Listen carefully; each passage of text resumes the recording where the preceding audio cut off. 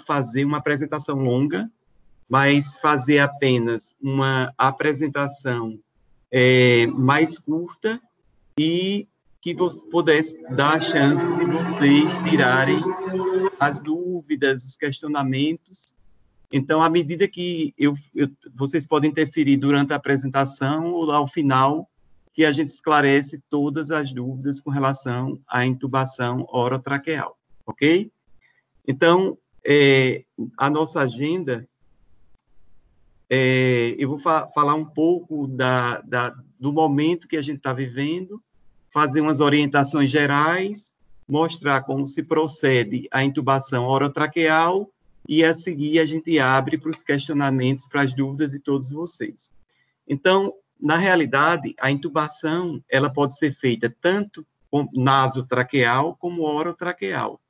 O ideal para pacientes críticos portadores da COVID-19 é que esse procedimento seja realizado por via orotraqueal. E aí, o ponto primordial são os cuidados. Então, nós devemos ter a segurança de que esse paciente ele vai se deteriorando aos poucos. Então, a gente já tem que fazer a prevenção de que esse paciente poderá necessitar da intubação orotraqueal e, com isso, já organizar todo o equipamento, os aparelhos, toda essa testagem que já deve ter sido feita anteriormente, para não nos depararmos com uma situação de crise maior do que a essencial para a intubação orotraqueal. Nós sabemos que uma grande maioria das intubações, cerca de mais de 95% das intubações, são fáceis. E se eu pudesse dar um único conselho para vocês, o conselho seria o posicionamento. O posicionamento nos garante uma segurança de quase acima de 95% de que a gente consegue realizar essa intubação orotraqueal. E aí, nesse ponto, é importante que nós tenhamos o espírito de equipe. E esse espírito de equipe deve ter na sua composição, além do médico líder, que pode ser o médico que vai realizar a intubação orotraqueal, mas também o médico líder pode ser o médico que vai auxiliar no procedimento da intubação orotraqueal, porque a pessoa designada para realizar a intubação vai ter que ter toda a atenção para alguns pontos que são primordiais, que o principal deles é a não disseminação de aerossóis. Então, a disseminação de aerossóis é o grande risco de contaminação no momento da intubação orotraqueal. Então, vamos passar ao próximo slide. Nós temos que ter a consciência de que todos os pacientes que estão na UTI COVID ou na enfermaria COVID, o ideal é que eles estejam monitorizados. E temos que fazer uma diferenciação básica do que é oxigenação e do que é ventilação. A oxigenação vai nos traduzir a troca entre a hemoglobina oxidada e a hemoglobina reduzida, e essa oxigenação ela é medida pelo oxímetro.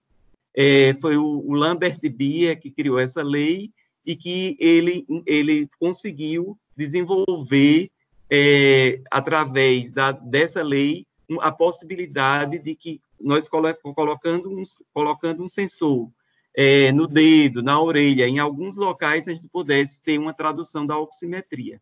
Por que a gente fala nessa oximetria? Porque a oximetria, à medida que ela vai diminuindo, ela reflete uma aferição da PaO2. Então, que é uma das indicações básicas de que o paciente está entrando em insuficiência respiratória.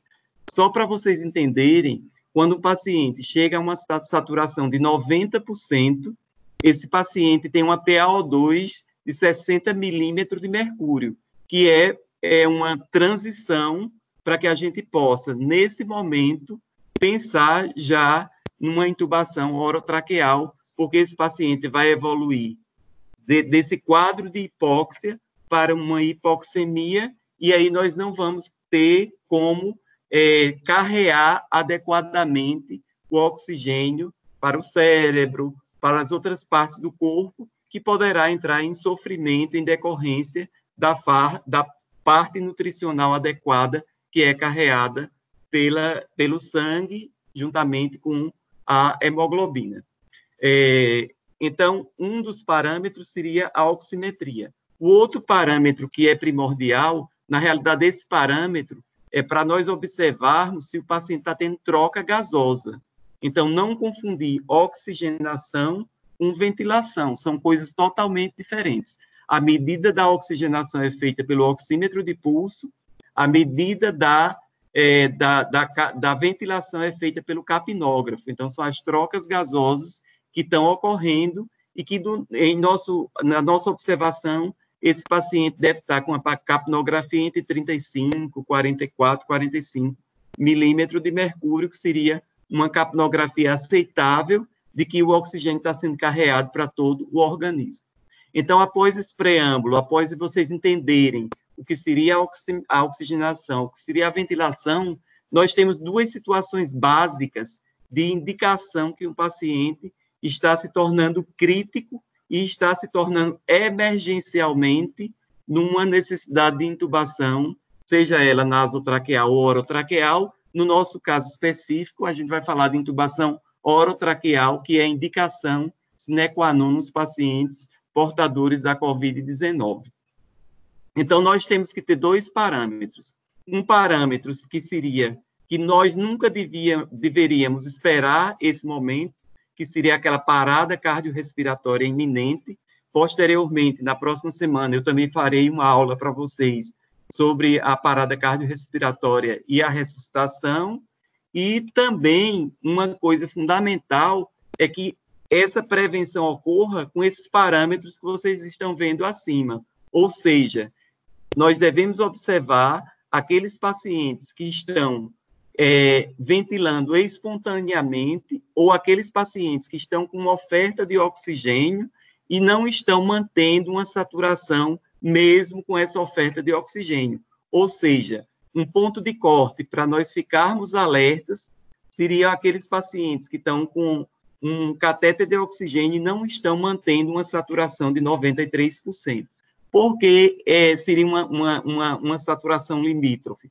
Porque como eu falei para vocês, à medida que essa saturação se aproxima dos 90%, ou seja, à medida de que essa saturação está se aproximando de uma PaO2 de 60%, esse paciente está entrando em sofrimento, ele está se tornando hipoxêmico, podendo entrar em consequências ou sequelas de uma não ventilação adequada por falta de uma oxigenação adequada, ok?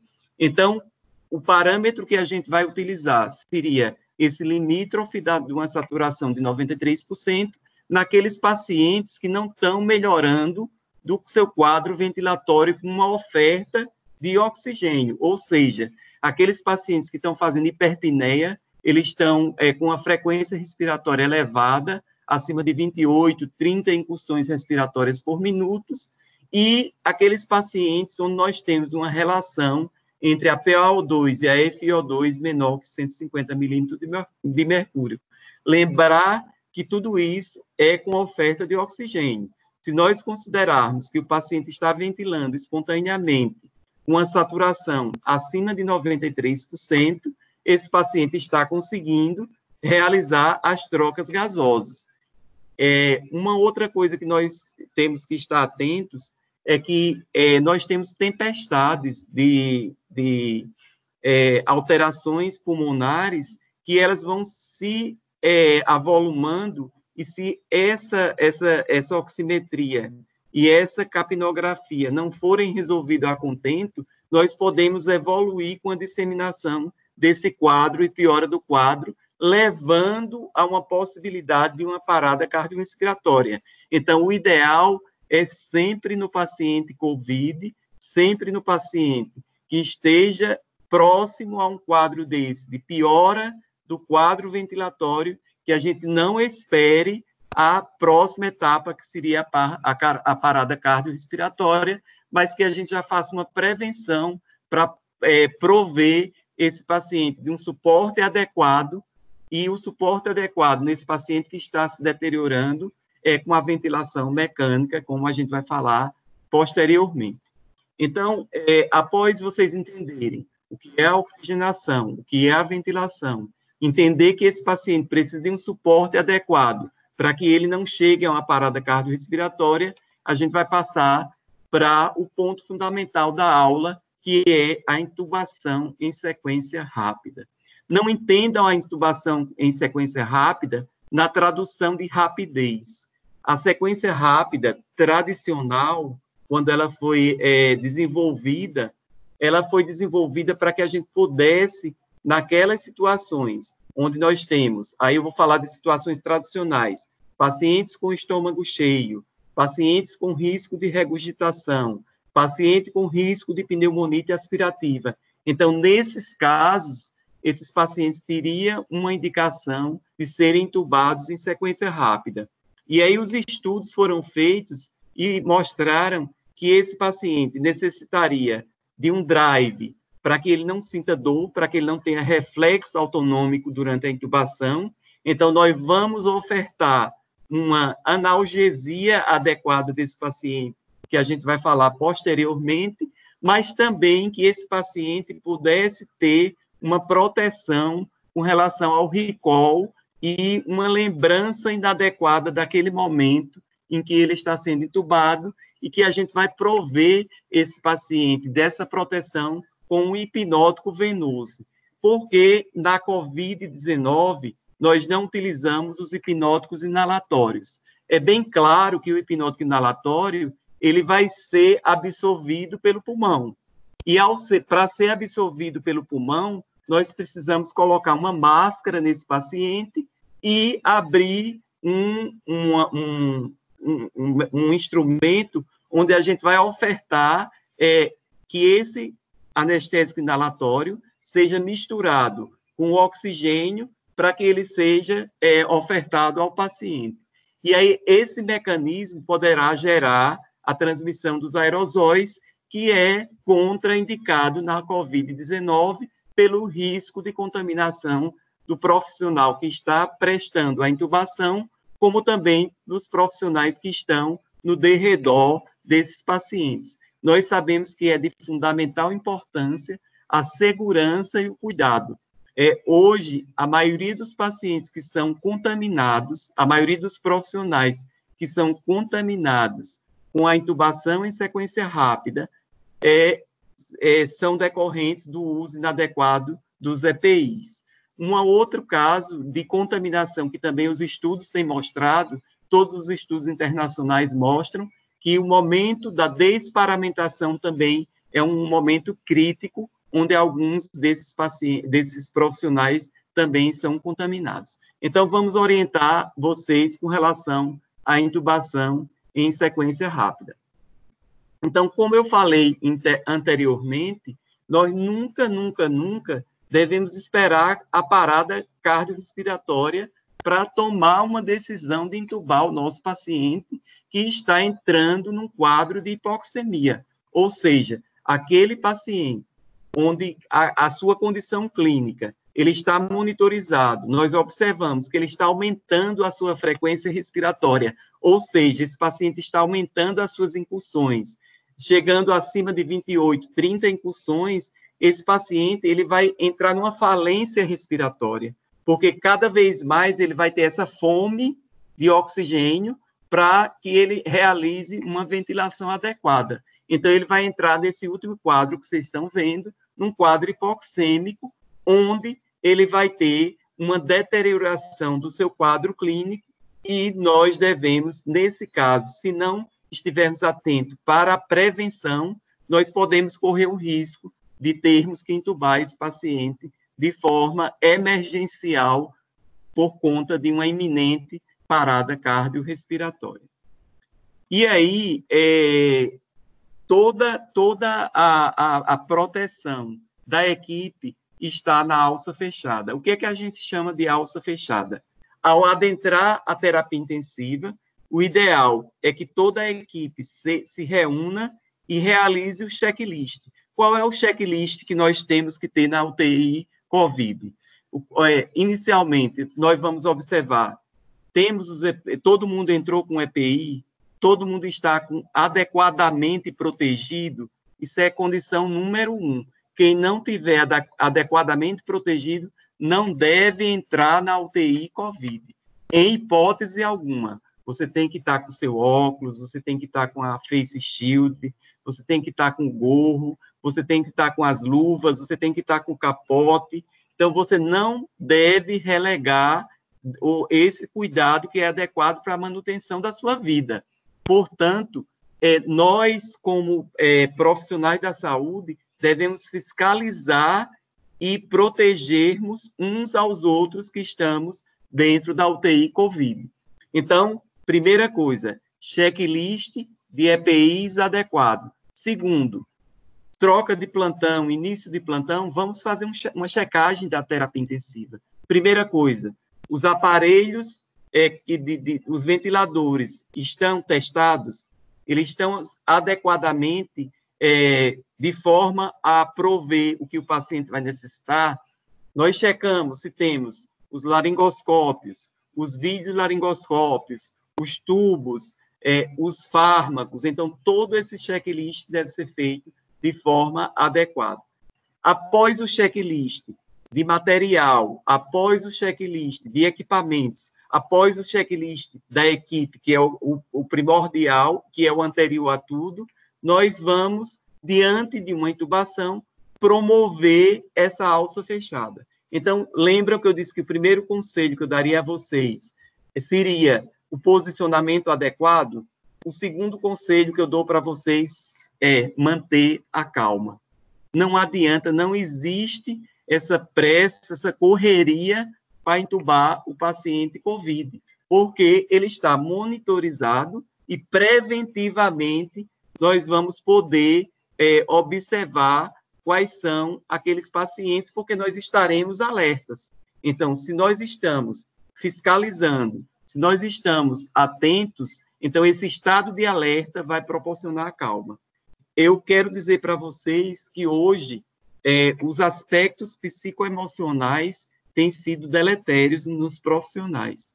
Esses aspectos têm levado a uma crise de ansiedade, têm levado a uma crise. Muitos profissionais estão adoecendo, o medo iminente de estar diante de um paciente COVID, mas, se nós observarmos, nós estamos saindo para trabalhar, nós estamos andando na rua e não sabemos aqueles pacientes que estão contaminados.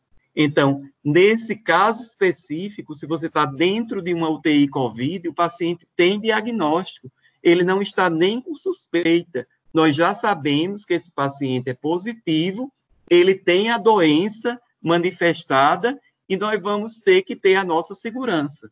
Então, a primeira coisa, além de manter a calma, além de estar alerta, cuide da sua saúde mental. O que eu poderia orientar para vocês com relação à saúde mental?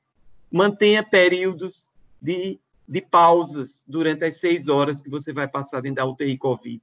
Peça a um colega para passar uns 2 minutos de olhos fechados, meditando, repensando, entrando em contato com você mesmo, para que você possa ir adquirindo essa integridade. Não é fácil, não é fácil. Nós todos sabemos que ficar 6 horas paramentado, sem conseguir realizar necessidades básicas, sem conseguir se alimentar, principalmente no horário de 1 às 7 da manhã. Nós entendemos dessa dificuldade, nós entendemos dos aspectos psicossociais e é importante que cada um cuide de sua saúde emocional. Façam meditação, alimentação saudáveis, exercícios, procure se integrar, conversar. Diante do medo, não tenha medo de procurar um colega, de bater um papo, de conversar, para que vocês entrem no melhor equilíbrio possível. Agora eu vou passar para os passos principais que nós vamos relatar para a orientação da intubação orotraqueal. Como eu falei para vocês, nós estamos diante de um paciente que está entrando em hipoxemia, que está hiperventilando, que está entrando num quadro deletério, que mesmo com a oferta de oxigênio, esse paciente não tem resposta adequada e que nós precisamos, então, intubar esse paciente. Então, nós vamos estar diante do paciente e o primeiro passo é o médico que vai intubar esse paciente, que deve ser o mais experiente, vai segurar a máscara na boca do paciente.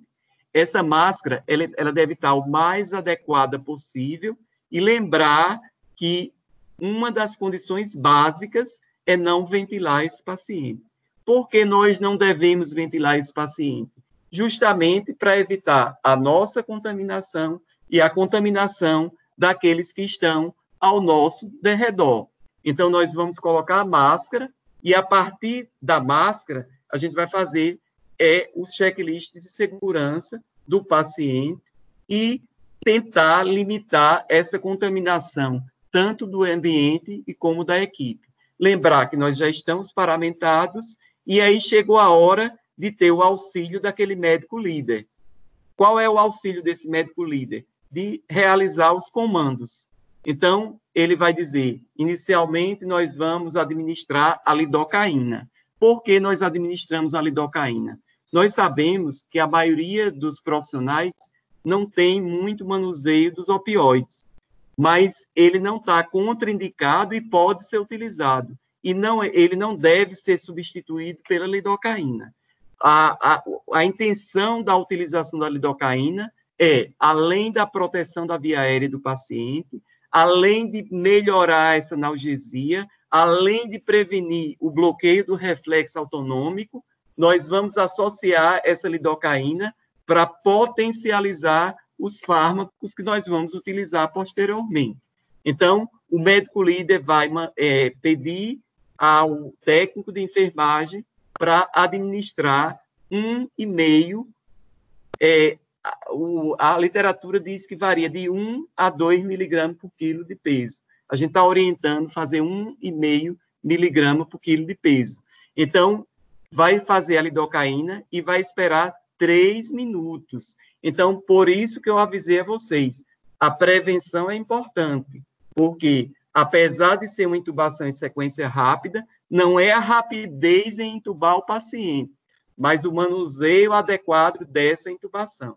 Então, administrou a lidocaína 3%, se esse paciente estiver consciente, nós vamos pedir para ele inspirar profundamente. Essa etapa pode ser suprimida? Pode sim. Como é que essa etapa é suprimida? Se nós conseguirmos colocar a máscara de forma adequada para não ter vazamento e utilizarmos o fluxo de oxigênio. Uma outra orientação para minimizarmos a disseminação dos aerossóis é baixos fluxos. Então, nós não vamos administrar fluxos acima de 5 litros. Nós temos que administrar fluxo no máximo de 5 litros com a máscara adequada. Se a máscara estiver adequada e o paciente conseguir inspirar profundamente por 3 vezes, nós vamos ter uma segurança de desnitrogenar esse pulmão, que vai dar um tempo maior de que a gente possa prover esse tubo no orifício orotraqueal. Então, lidocaína, 1,5 miligrama por quilo, 3 minutos antes. O segundo ponto seria, eu uso ou não uso o opioide? Você pode utilizar, se você não tiver manuseio adequado, e se tiver com medo da depressão respiratória, você utiliza pelo menos 1 ml de fentanil. Cada ml de fentanil tem 50 microgramas. Então, se você utilizar 1 ml e lembrar que os opioides, o ideal é que ele seja diluído e administrado lentamente. Por quê? Porque os opioides, eles podem levar a uma rigidez torácica. Não é muito frequente a rigidez com fentanil, mas ela também pode ocorrer. E aí nós vamos estar diante de uma necessidade de ventilação pela rigidez. E aí, um passo para o tratamento da rigidez seria administrar o bloqueador neuromuscular, que eu vou falar mais adiante. Então, primeiro passo, máscara, abrir o fluxo de oxigênio, abaixo, menor ou igual a 5 litros, administrar 1,5 miligrama por quilo de lidocaína. A partir daí, decidir qual é o hipnótico que nós vamos administrar para o nosso paciente. Hoje, nós temos a opção de 3 hipnóticos. Nós temos a opção dos benzodiazepínicos, nós temos a opção do propofol e nós temos a opção da destrocetamina. O que é que varia entre esses 3 hipnóticos e o etomidato? O que é que vai variar para a nossa escolha? Por exemplo, se é um paciente crítico, se é um paciente chocado, se é um paciente hemodinamicamente instável, nós não vamos utilizar o propofol. O propofol é cardiodepressor. Então, naqueles pacientes que estejam com risco de choque iminente, naqueles pacientes que estejam hemodinamicamente instável, hipotenso, nós não vamos utilizar o propofol. A gente vai, nesse caso específico, optar pela destrocetamina ou pelo midazolam ou pelo etomidato. No início da COVID, nós não estávamos orientando a utilização do etomidato. Por que a gente não estava utilizando? Eu pessoalmente, agora eu estou falando como Marcos Albuquerque, não estou falando como o que está na literatura, eu prefiro a não utilização do etomidato. O etomidato, ele age a nível da 17-beta, 11-alfa-hidroxilase, e nesse caso ele pode levar à supressão adrenal. E aí, levando à supressão adrenal, o paciente pode fazer um choque adrenal. E aí, nesse caso, o tratamento do choque adrenal, se por acaso acontecer com um de vocês, por optarem por utilizar o etomidato, o tratamento do choque adrenal é com corticoide, ok? E quais são aquelas situações onde o paciente pode correr o choque do risco do choque adrenal? Por exemplo, um paciente que utilizou corticoide até 1 ano atrás, esse paciente é susceptível de um quadro de desenvolvimento do choque adrenal, mesmo em dose única com o etomidato. E aí, por que vocês poderiam me questionar? E por que o etomidato voltou dentro da lista dos medicamentos? Pela estabilidade cardiovascular. Então, dos fármacos hipnóticos que nós temos em uso, dos venosos, o que tem a melhor estabilidade cardiovascular é o etomidato. Ele não interfere muito com a pressão arterial, ele não interfere muito com a frequência cardíaca. O único risco dele seria, naquele caso, do choque adrenal. Então, vamos lá. Primeira opção, eu escolhi o etomidato, então eu vou escolher, é o de mais fácil manuseio. Ele é uma ampola de 10 ml e tem 20 miligramas. Então, nós vamos utilizar 0,3 miligrama por quilo. Então, um paciente adulto, a gente vai quebrar uma ampolinha e vai usar uma ampola inteira. Então, por isso que ele é fácil de utilizar, porque 0,3 vezes 70 quilos daria 21 miligramas, a gente usa 20, ok? Então, passamos o etomidato, 0,3 miligramas por quilo. Depois do etomidato, vamos agora explicar o propofol. O propofol, a grande vantagem, o grande desenvolvimento dos estudos, dos protótipos, hoje a gente não vê uma anestesia sem o propofol. Mas por que isso? Por conta da infusão alvo-controle. Só que nós temos que lembrar que nós estamos diante de uma intubação em sequência rápida. Então, nós não vamos poder dispor de uma bomba de infusão alvo-controle para manusear esse propofol. Então, a gente vai restringir a utilização do propofol para aqueles pacientes que são estáveis. Uma outra coisa que vocês poderiam questionar, e o tempo? Qualquer um deles, o propofol, o etomidato, o midazolam e a cetamina, eles têm um tempo braço-cérebro de 60 segundos. Eles têm uma meia-vida com texto sensível adequadas para a intubação em sequência rápida. Se eu pudesse mostrar aqui o gráfico da meia-vida com texto sensível, eles praticamente ficam sobrepostos um ao outro. Então, qualquer um dos fármacos que vocês escolherem, após 60 segundos, vocês vão estar disponibilizados a proceder à intubação orotraqueal. Então, primeiro passo, a lidocaína. Segundo passo, a utilização ou não do opioide. ok? Lembrar que o opioide de escolha que nós estamos utilizando na COVID-19 é o fentanil, é o mais antigo, é o que de mais fácil manuseio. Depois de ter administrado a lidocaína, o opioide e o hipnótico, que eu já expliquei, o etomidato e o propofol, uma outra opção seria a destrocetamina. Quando a COVID começou no mundo inteiro, era a opção número 1. Então, só se falava em entubar com destrocetamina ou com midazolam.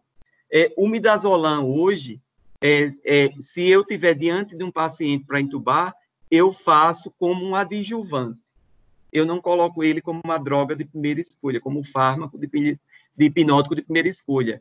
Eu utilizaria o etomidato e um pouquinho do midazolam como forma de proteger esse paciente do recall, porque o benzodiazepínico, ele age numa proteína que promove essa proteção do paciente, ele protege o paciente com relação à amnésia anterógrada. A amnésia anterógrada é aquela a partir do momento que o fato está acontecendo.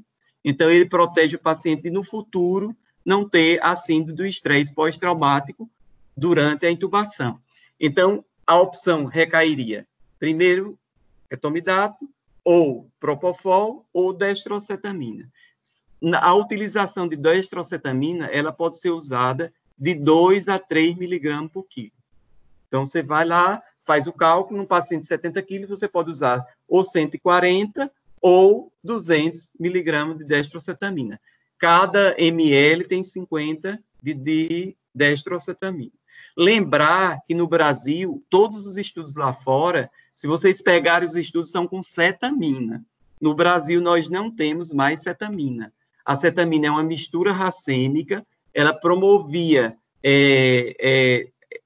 aspectos psicomiméticos, e um laboratório aqui no Brasil conseguiu separar o isômero S, que é a S-cetamina, que a gente chama de destrocetamina, que é o isômero direito.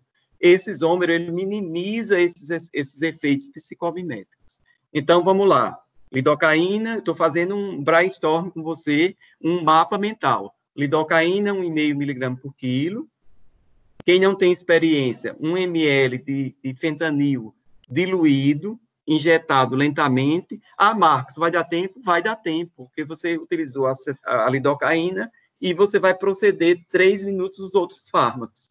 Então, lidocaína 1,5, depois a utilização do fentanil, a seguir o hipnótico venoso da sua escolha, que pode ser o etomidato 0,3 mg por quilo, o propofol 2 mg por quilo de peso, ou a cetamina 2 a 3 mg por quilo de peso.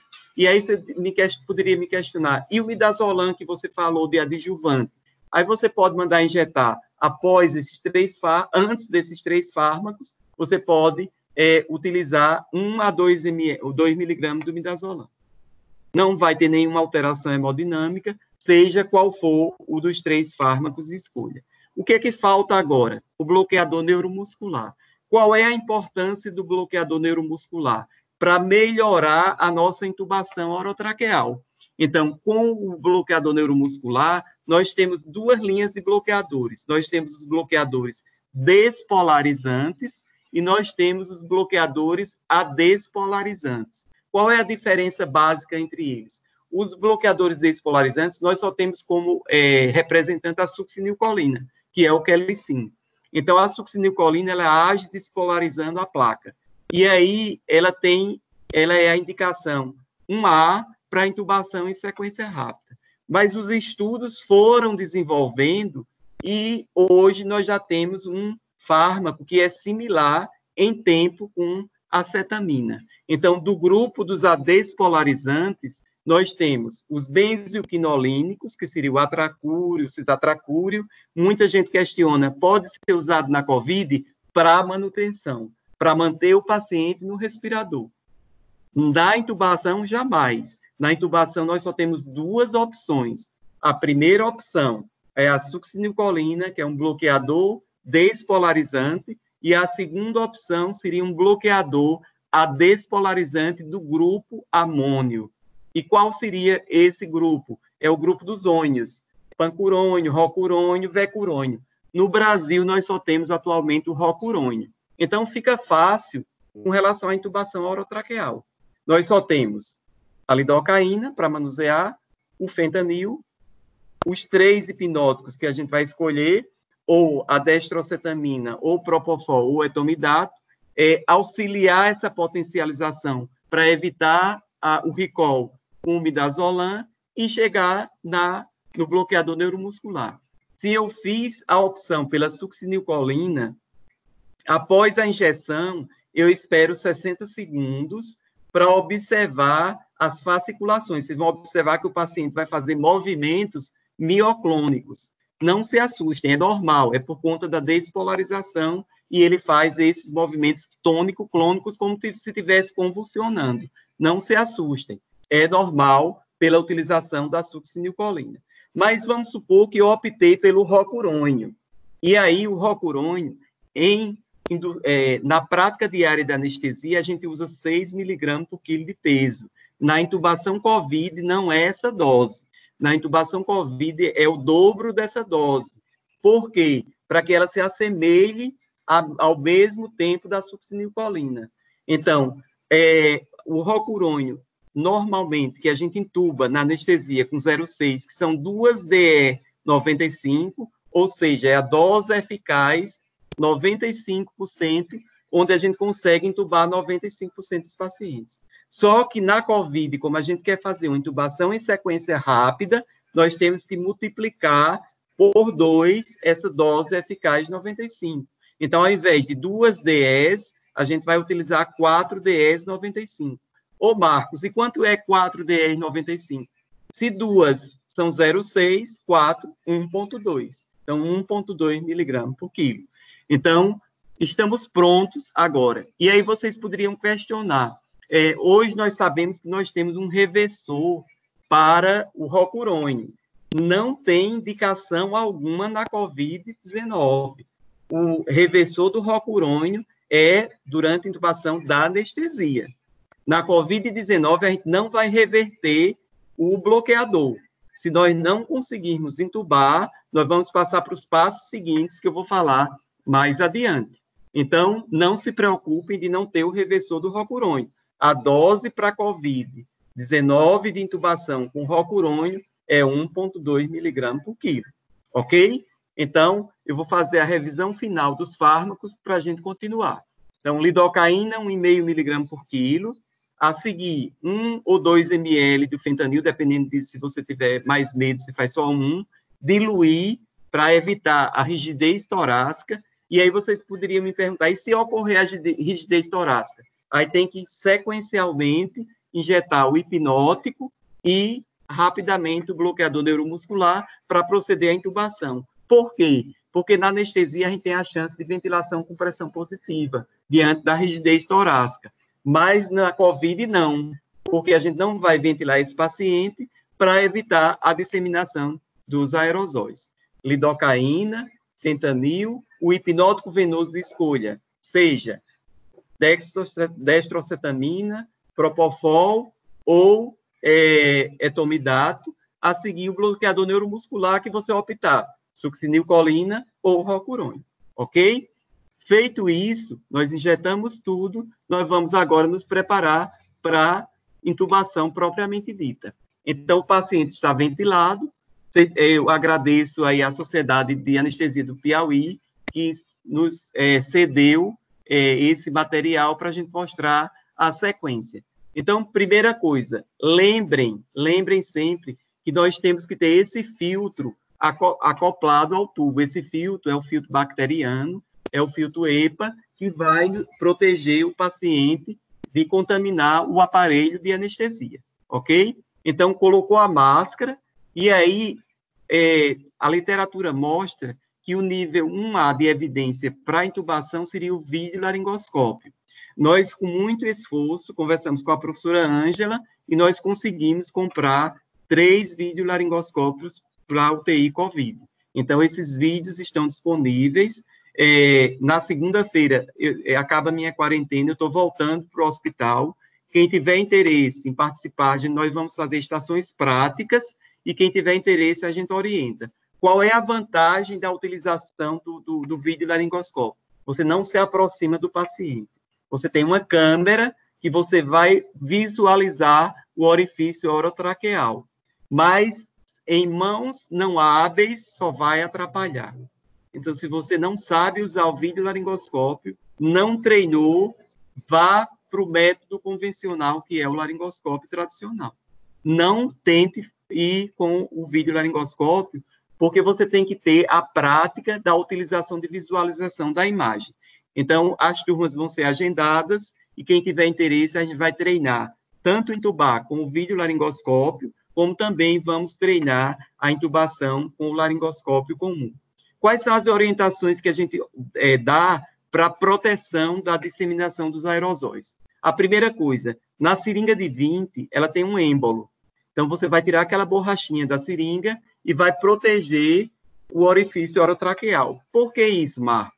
Para que a gente evite a disseminação dos aerosóis. Uma outra medida é pegar uma pinça de coche, uma pinça forte, e clampear esse tubo orotraqueal.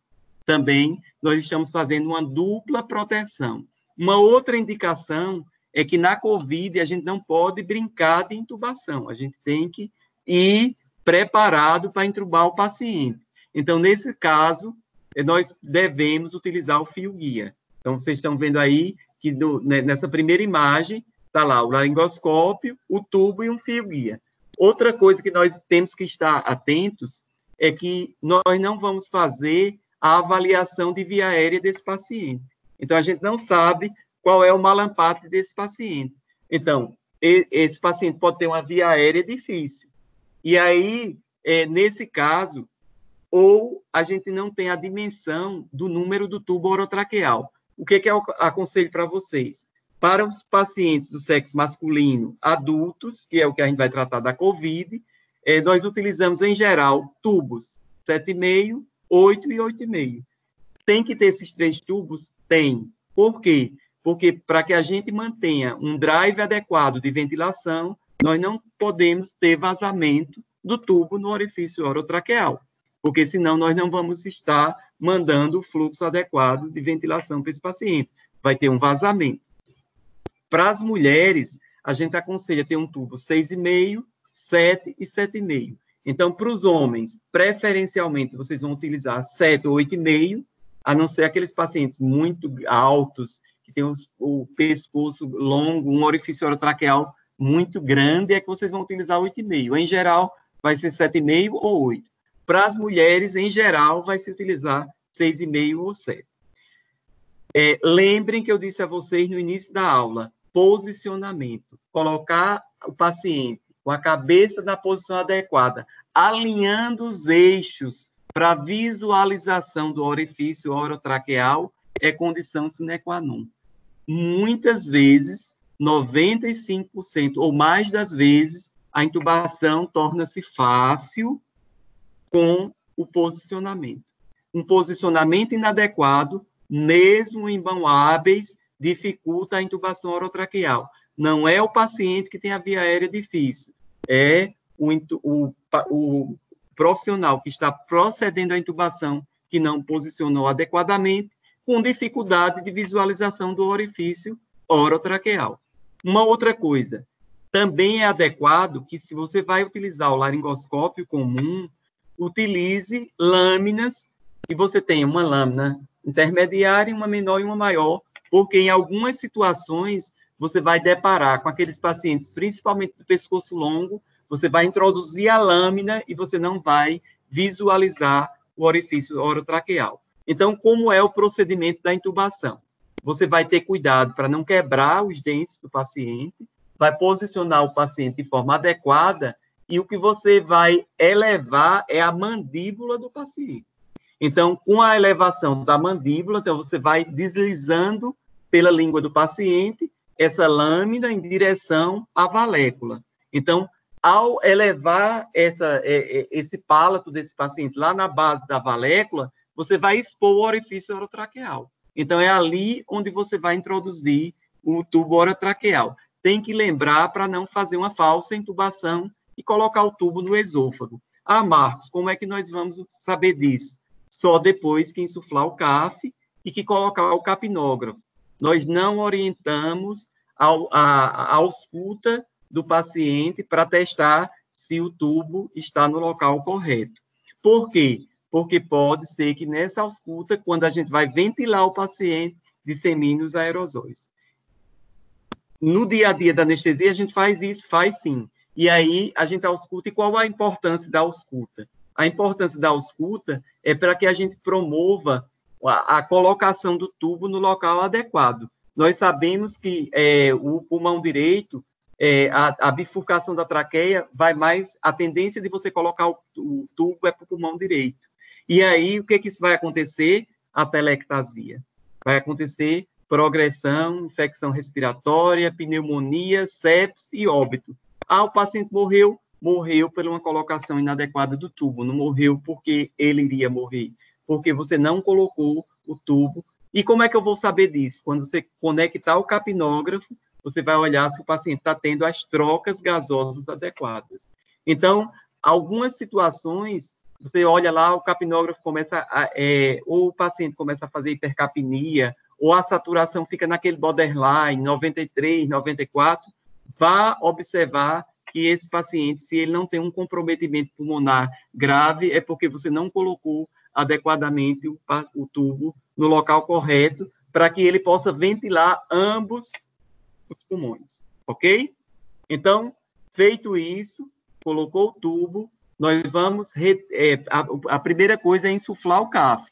Então, colocou o tubo, insufla o CAF. Antes disso, você não tira nada. O CAF insuflado, você vai segurar cuidadosamente o êmbolo, vai retirar vagarosamente, vai conectar o filtro bacteriano e vai conectar o sensor do capnógrafo, porque nesse momento você vai ter a dimensão de que você entubou o pulmão do paciente.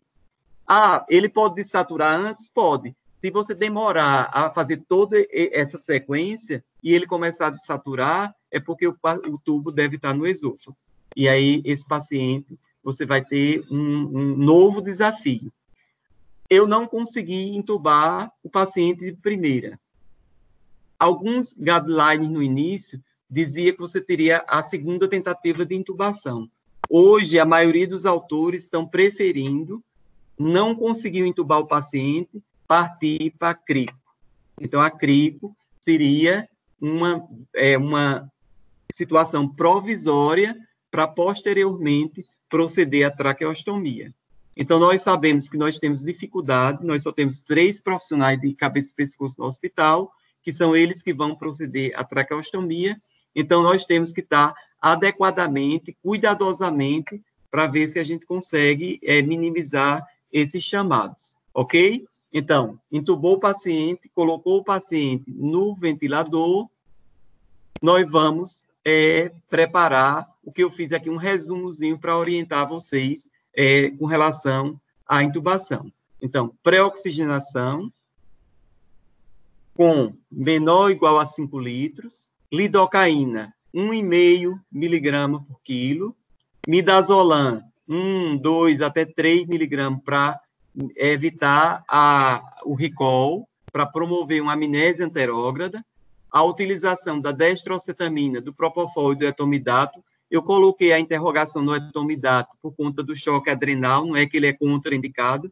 E aí vocês poderiam me questionar, e por que agora o etomidato voltou à utilização? No último guideline de sepse, em anestesia, alguns autores voltaram a fazer estudos com o etomidato, e mostrando que, em caso do choque adrenal, naqueles pacientes instáveis em que ele foi indicado, a solução é a utilização do corticoide e reversão do quadro de supressão adrenal. A succinilcolina, 1 miligrama por quilo de peso, o rocurônio, 4 vezes a DE95, ou seja, 1,2 miligrama por quilo de peso, preparou, entubou, fixou o tubo, a capnografia está entre 35 e 45, colocou o paciente na ventilação mecânica. Essa aula, eu tinha feito uma aula completa que está gravada aí no site. Quem tiver interesse na aula completa, com toda a descrição, ou me procura no hospital, que eu já passo direto para vocês, ou me manda um e-mail, eu vou colocar aqui no chat o meu e-mail. Quem tiver interesse na aula completa, manda um e-mail dizendo, eu queria a aula completa da intubação que eu mando para vocês, ok? Então, eu agora estou à disposição para a gente tirar as dúvidas, certo? Vocês podem tirar o mudo do microfone quando quiserem perguntar, ou se tiverem vergonha, faz a pergunta para o chat, e se tiverem vergonha, me procura segunda-feira, que eu estarei lá na gerência para orientar quem tiver alguma dúvida. Então, agora eu estou à disposição de vocês. Essa aula está gravada, inclusive nós vamos continuar gravando a aula com as perguntas para ser disponibilizada para vocês posteriormente no link do SIGA da EBSER. Então, agora eu estou à disposição de vocês. Ô, Marcos, e o uso da ketamina? Como assim, o uso da ketamina?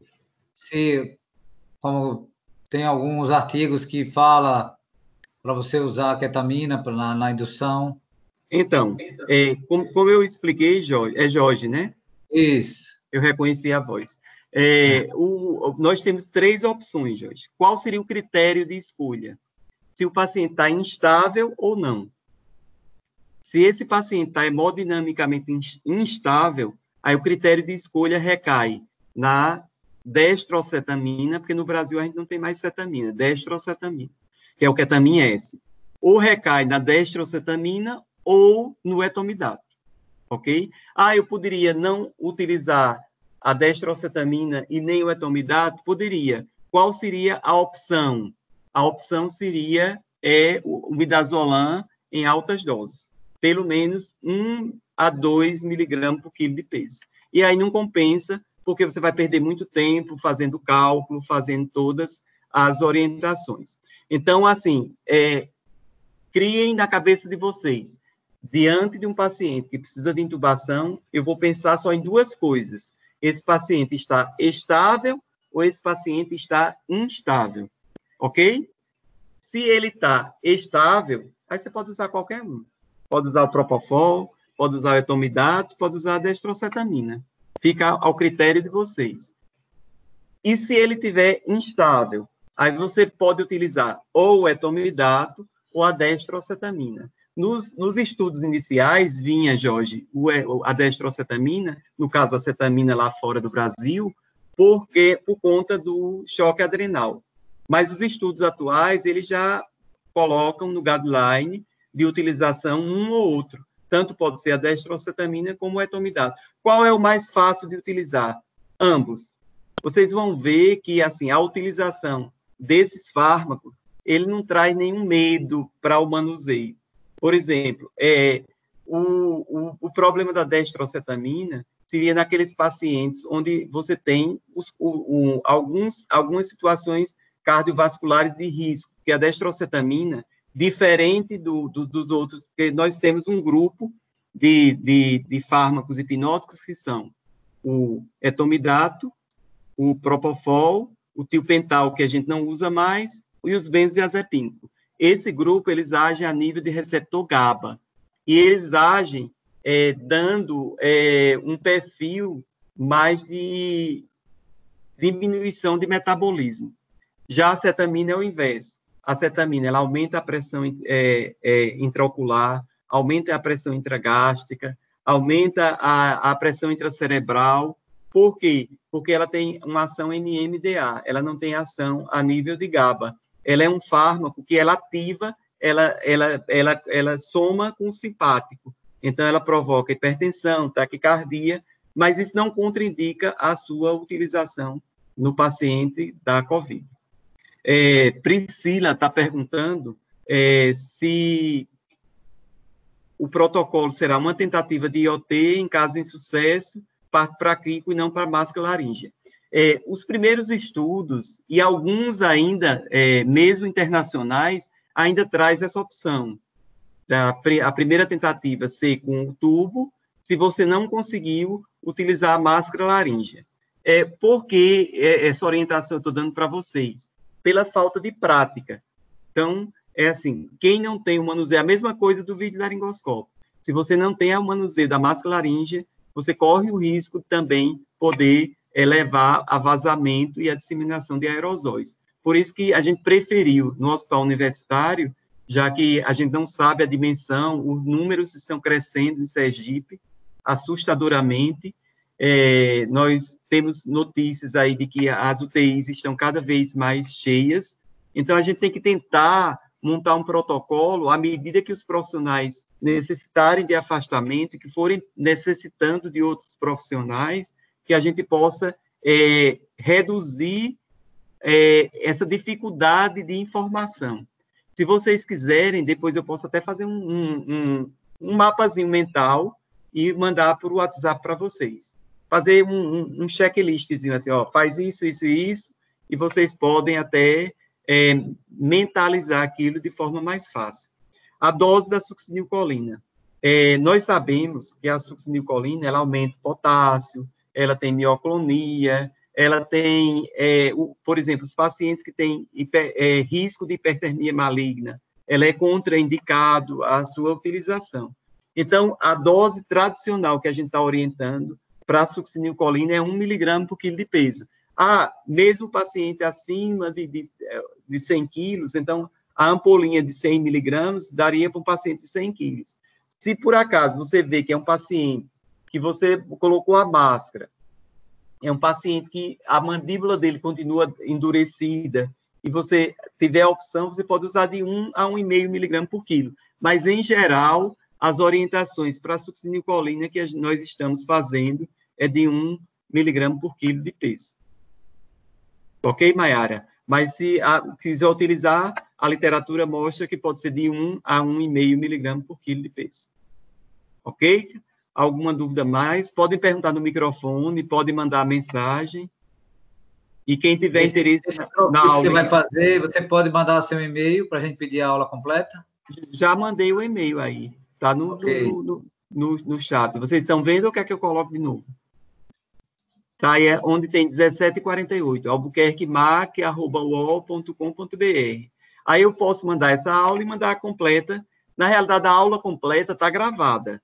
Se vocês entrarem lá no link, ela está gravada. Como muita gente não assistiu, e aí Raimundo me solicitou que eu fizesse uma aula resumida, porque ele disse, Marcos, a maioria não é anestesista, então tenta fazer um resumo da aula para ficar uma forma mais fácil. Mas aí quem quiser estudar a aula completa, eu mando ler, se quiser alguma dúvida, se quiser artigos, se quiser literatura, me pede por e-mail que eu mando tudo. Ok? Alguma dúvida mais? Eu só quero a sua aula, que foi muito boa. É a Alina. Alina, eu tentei fazer de uma forma mais prática possível, tentei dar todas as informações possíveis para que pudesse, mesmo sem vocês serem anestesistas, eu tentei levar para uma linguagem que não dificultasse o entendimento. Então, me perdoem aí, se não... Muito bom, parabéns, foi muito boa. Não entenderem alguma coisa. Mas eu estou à disposição, e eu estarei de volta na segunda-feira no HU, e qualquer dúvida podem me procurar, que a gente vai agendar os treinamentos práticos para quem tiver interesse do manuseio, tanto do videolaringoscópio como do laringoscópio comum. Ok? Obrigada. Marco, só avisando que segunda e terça nós já temos agendados 2 treinamentos práticos, viu? Eu acho que é Raimundo. Esse de intubação? Vão ser 3 oficinas, que inclusive já estou fazendo as inscrições. Na segunda-feira só tem uma vaga agora. São 9 pessoas, são 3 oficinas. Cada 3 entram numa sala. Então, vai ser a sala de paramentação, a prática de intubação e RCP, e a outra vai ser sobre pronação e ventilação com a fisioterapeuta. Então, vão ser 3 salas. Segunda e terça, de 8 às 10h40.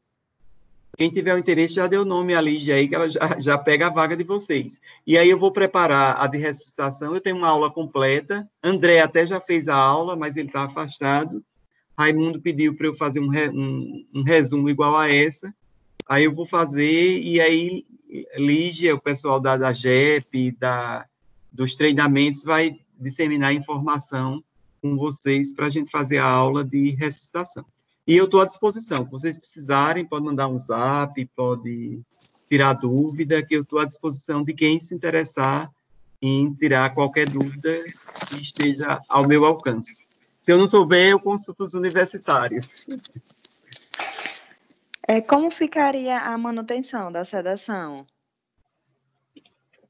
Então, a manutenção da sedação, nós não vamos dispor das bombas de infusão na terapia intensiva. É uma aula que eu vou fazer na próxima semana para o pessoal de Recife, a sedação em UTI.